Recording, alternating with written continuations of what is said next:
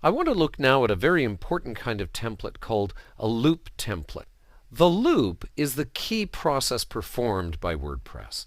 It's the means by which content is retrieved from the database and then it's formatted for display on the website. And the name comes from the fact that it loops through all the possible data and then it picks out the ones that meet the criteria you specified. What can get a little bit confusing is the loop is used whether you're looking for thousands of pieces of content or just one, like a single page. In other words, you have to have the loop in any template that's looking for content in the WordPress database. Now the loop uses the PHP control structure while. Let's take a look in here and just see. Here it is. If, and we have to start with a conditional to say if there are any posts at all, while there are some posts existing in our search, then show it. And we'll keep looping through and keep showing each one. Some cases, of course, that might just be a single post. Now, what can be a bit mysterious about this is this have posts. You kind of go, well, where do these posts come from? Well, it's really a wrapper that is wrapped around an actual WordPress query. Now, you're saying to yourself, but there's no query here. There's no query before it. You know, we're at the top of the template here. There's no query involved.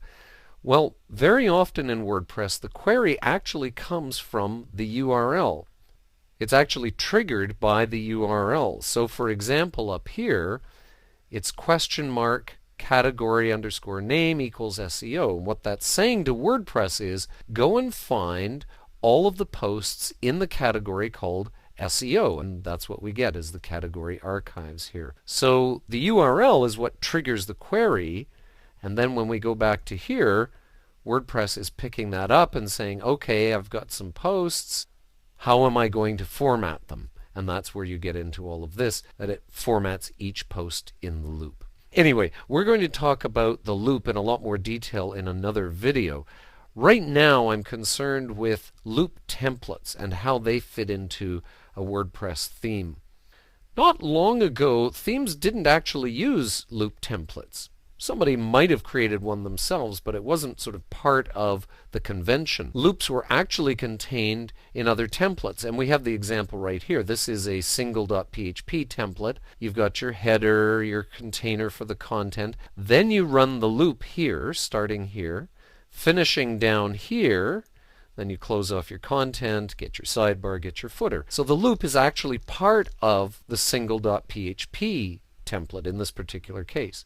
But then what people started doing was separating things out. And that's important because what was happening was a lot of templates were using the same or very similar loop. And then it became clear, why don't we just put that loop into a single file that they can all share, maybe throw in the odd conditional that we need to take care of particular instances. But they could all share this single loop template.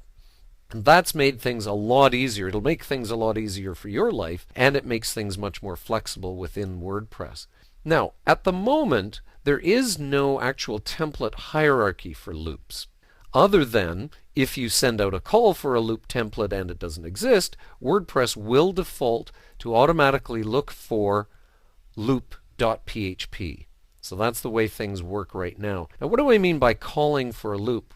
Well, there's a function in WordPress called getTemplatePart.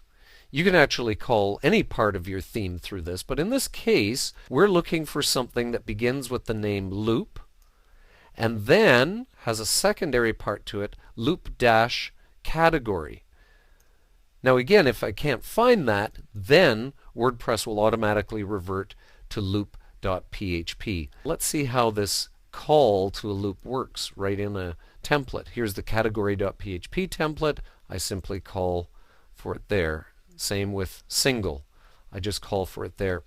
Now because it's not a template hierarchy, single.php doesn't trigger WordPress to automatically look for loop-single. We've got to tell it to do that. It won't even look for loop.php automatically. We have to tell it to do that. So this is actually something you construct in the theme, and then it will look for the files.